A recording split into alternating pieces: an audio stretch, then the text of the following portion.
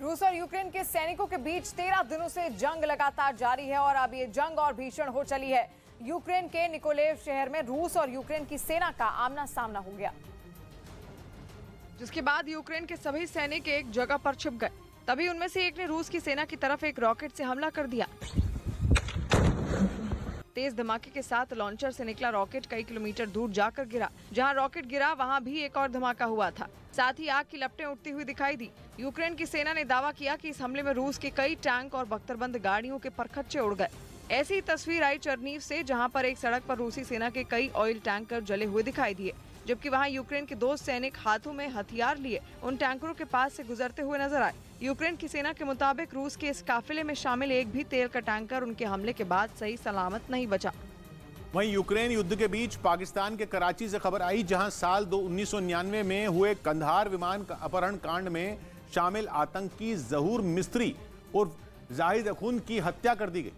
Pakistani media का दावा है कि उसकी हत्या 1 मार्च को हुई। जो कंधार विमान अपहरण कांड में शामिल था, जिसने अपने साथियों के साथ मिलकर साल 1999 में एयर इंडिया के विमान IC-814 को अगवा किया और फिर उसे अफगानिस्तान के कंधार ले गए थे। पाकिस्तानी मीडिया के मुताबिक मारा गया आतंकी जहूर मिस्त्री कराची में पिछले कई वर्षों से अपनी पहचान बदल कर रह रहा था, जिसकी हत्या 1 मार्च को 2 मोटरसाइकिल सवारों ने कर दी। बताया गया कि हत्या से पहले दोनों हमलावरों ने उसके फर्नीचर गोदाम की रेकी की और फिर अकेला पाकर उसे मौत के घाट उतारा।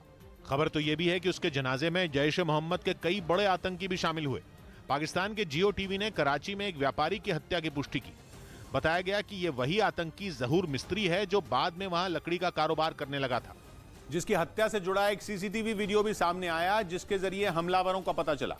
एयर इंडिया के विमान IC-814 को 5 आतंकियों ने 24 दिसंबर 1999 को नेपाल से अगवा कर लिया था, जिसे 180 यात्रियों को लेकर दिल्ली आना था। लेकिन जहूर मिस्त्री समेत 5 दहशतगर्दों ने विमान को पाकिस्तान ले जाने की मांग की। लेकिन पाकिस्तान जाने से पहले विमान कुछ देर के लिए अमृतसर में रुका और फिर वहां से लाहौर रवाना हुआ, जहां कुछ देर रुकने के बाद ये लोग विमान को दुबई होते हुए अफगानिस्तान के कंधार ले गए। तब वहां तालिबान की हुकूमत।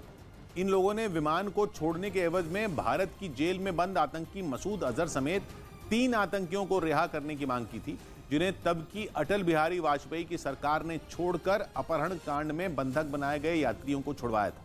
हालांकि इन यात्रियों में एक की आतंकियों ने चाकू से गोद कर हत्या कर दी थी। और रूस यूक्रेन के बीच 13 दिनों से जंग लगातार जारी है। एक तरफ रूसी सैनिक लगातार यूक्रेन के शहरों पर बम बरसा रहे हैं, वहीं मसले का हल निकालने के लिए दोनों देशों के बीच बातचीत का दौर लगातार जारी है। हालांकि दोनों देशों के बीच अब तक 3 दौर की बातचीत हो चुकी है, लेकिन तीनों बार ही नतीजा बेनतीजा ही रहा। इस बीच अमेरिका, ब्रिटेन,